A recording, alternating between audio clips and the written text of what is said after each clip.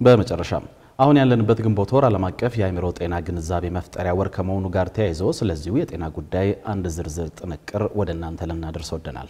ወሩ ከፈረንጆቹ 1949 ዓመት ጀምሮ በርካታ የአእምሮ ህሙማን የሚገጥማቸውን ችግር ለመቅረፍና የህብረተሰቡን ግንዛቤ ለማሳደግ በሚል በተለያዩ ሁነቶች ይከበራል። ከዚሁ ጋር በተያያዘ አሉ ከሚባሉት ከ300 በላይ የአእምሮ ህመም አይነቶች ስለ አንዱ ነው በተከታዩ ጥንቅራችን ልንነግራችሁ ወደድ ነው።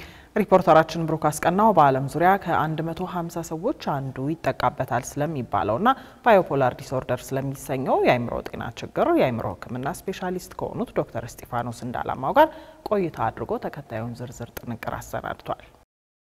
በዓለማችን ከ300 በላይ የአእምሮ ህመም አይነቶች መኖራቸውን የሚገልጸው የዓለም ጤና ድርጅት መረጃ ከነዚህ ውስጥ አንዱና ከባድ ከሚባሉት የአእምሮ ጤና እክሎች ውስጥ የሚመደበው ባይፖላር ዲስኦርደር መሆኑን ይጠቁማል። በምድራችን ከ150 ሰዎች አንዱ የዚህ ህመም ተጠቂ መሆኑንም የጤና ድርጅቱ መረጃ ያመለክታል። በዚህ ህመም ዙሪያ ከዝግጅት ክፍላችን ጋር ቆይታ ያደረጉት የአእምሮ ህክምና ስፔሻሊስት የሆኑት ዶክተር እስጢፋኖስ እንዳላማው ባይፖላር ማለት በደስታ ወይም ፈንጠዝያ በድብርት ወይም ቁዘማ ስሜቶች መካከል እየተመላለሱ መዋዠቅ ያለበት የአእምሮ ህመም አይነት እንደሆነ ገልጸውልናል። ባይፖላር እንደ ሌሎች የአእምሮ ህመሞች የተለየ ወይም ያልተለመደ አይነት አዲስ ባህሪ ወይም ስሜት የሚፈጥር ሳይሆን በተለመዱ የደስታና የድብርት ስሜቶች ውስጥ የተዋጠና የጸባይ መለዋወጥ የሚፈጥር ህመም ነው። አውዱን ጠብቆ የሚያስደስት ነገር ባለበት መደሰት፣ ሐዘን ሲገጥም ማዘን፣ በሚያናደድ ጉዳይ መናደድና መበሳጨት ጤነኛ ባህሪያት ቢሆኑም ስሜቶቹ ካለ ምክንያት የመጡና ከመጠን ያለፉ ከሆኑ የአእምሮ ጤና እክል ሊሆኑ እንደሚችሉ መጠርጠር ይገባል ተብሏል። ኮንቴክስቱን ያልጠበቀ ምንም ምክንያት የሌለው ማለት ነው።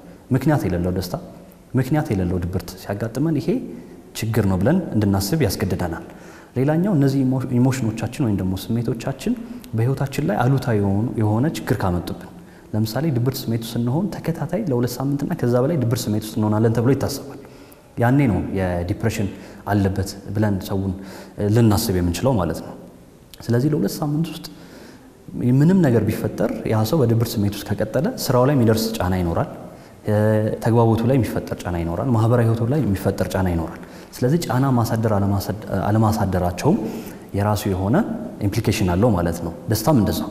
ደስታም እንግዲህ ምክንያት አልባ የሆነ ምንም ነገር ሳይፈጠር ከፍተኛ የሆነ የደስታ ስሜት፣ የፈንጠዝያ ስሜት እንደው ጨርቅን የሚያስጥል አይነት ማለት ነው። የደስታ ስሜት ውስጥ ከሆኑ የሆነ ነገር መጠርጠር ይኖርብናል ማለት ነው። በዚህ መሰረት የህመሙ ሰለባዎች በድብርትም ሆነ በደስታ ስሜት በሚሆኑበት ወቅት የተለያዩ ምልክቶች እንደሚስተዋሉባቸው የገለጹት ዶክተር እስጢፋኖስ ከነዚህ ውስጥ ዋና ዋና ያሏቸውን ምልክቶች ጠቅሰዋል።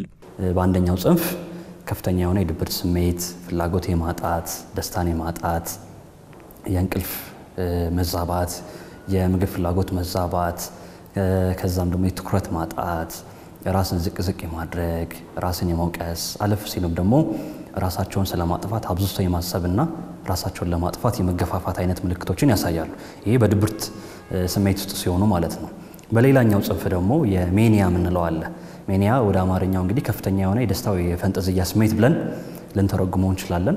በዚህ ስሜት ውስጥ ሲሆኑ ደግሞ ከፍተኛ የሆነ የደስታ ስሜት፣ ኢነርጂቲክ መሆን፣ ኃይል ማለት፣ ጉልበት የማለት፣ ራሳቸውን ከፍ የማድረግ፣ በጣም ብዙ የማውራት፣ ከአንድ ርዕስ ወደ አንድ ርዕስ እየዘለሉ በጣም በፍጥነት ማውራት፣ ለሌሎች እድል ሳይሰጡ ማውራት፣ ቅጽበታዊ ውሳኔዎችን መወሰን፣ ይሄ አደጋ ላይ ሊጥሏቸው የሚችሉ ኢምፐልሲቭ የሆኑ ውሳኔዎችን የመወሰን፣ ከፍተኛ የሆነ የጾታዊ ፍላጎት የማደር እነዚህን አይነት ምልክቶችን ያሳያሉ ማለት ነው። ይህን መሰሉ የአእምሮ ጤና እክል አልኮል በመጠቀም እንዲሁም አእምሮ ላይ በሚያጋጥሙ ጉዳቶችና አደጋዎች ሊከሰት የሚችል ብሎም በዘር መተላለፍ እድል ያለው መሆኑንም ነው የአእምሮ ጤና ባለሙያው የሚገልጹት። ባይፖላር በባህሪው ባዮሎጂካል ወይም ስነ ህይወታዊ መንስኤ ያለው የአእምሮ ጤና እክል በመሆኑ ለህመሙ መፈወሻ በባለሙያዎች የሚሰጥ መድኃኒት መኖሩንም ዶክተር እስጢፋኖስ ነግረውናል። በዋነኝነት ህክምናው የሚሆነው ስነ ህይወታዊ ነው ማለት ነው። ከስነ ህይወታዊ የህክምና መንገዶች ውስጥ ደግሞ ዋነኛው መድኃኒት ነው ማለት ነው። ባይፖላር ህመምን ለማከም እንጠቀምባቸው መድኃኒቶች ሙድ ስታቢላይዘርስ ይባላሉ። ሙድ ስታቢላይዘር ከስሙም እንደምንረዳው ሙድን ማመጣጠን ማለት ነው። ወደ ኖርማል ወደ ኢዩታይሚክ ሙድ ማምጣት ነው ማለት ነው። ዲፕሬሽንም እንዳይከሰት ሜኒያም እንዳይከሰት ማከል ላይ ሙዳችንን ማከል ላይ የሚያደርጉ መድኃኒቶች አሉ። ብዙ አይነት መድኃኒቶች አሉ።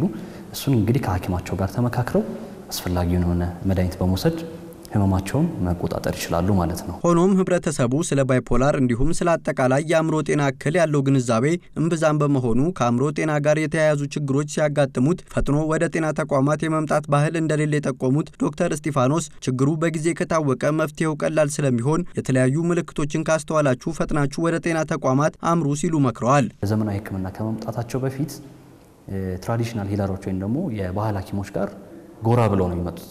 የብዙዎቹ ታሪክ ነው ይሄ። ስለዚህ ሲመጡ ምናልባት ጉዳዩ በጣም ተባብሶ ከረጅም ዓመት በኋላ ነው የሚሆነውና እሱ ህክምናውን በጣም አስቸጋሪ ያደርገዋል። ቶሎ መምጣት ቢችሉ በቀላሉ መቆጣጠር የምንችለውን ህመም ህክምናውን ቻሌንጂንግ ያደርግብናል ማለት ነው። እኔ መምከር እንፈልገው የባይፖላር የአእምሮ ህመም ቅድም የጠቀስኳቸው ምልክቶች በጣም ውጤታማ የሆነ ህክምና አላቸው። ስለዚህ ወደ ህክምና ተቋም በማምጣት ታካሚዎችን ማሳከም ይቻላል። ቤት ውስጥ አስሮ ከማስቀመጥ ይልቅ ህክምናውን አድርጎ አምራችና ፍሬያማ ትውልድ መፍጠር ይቻላል።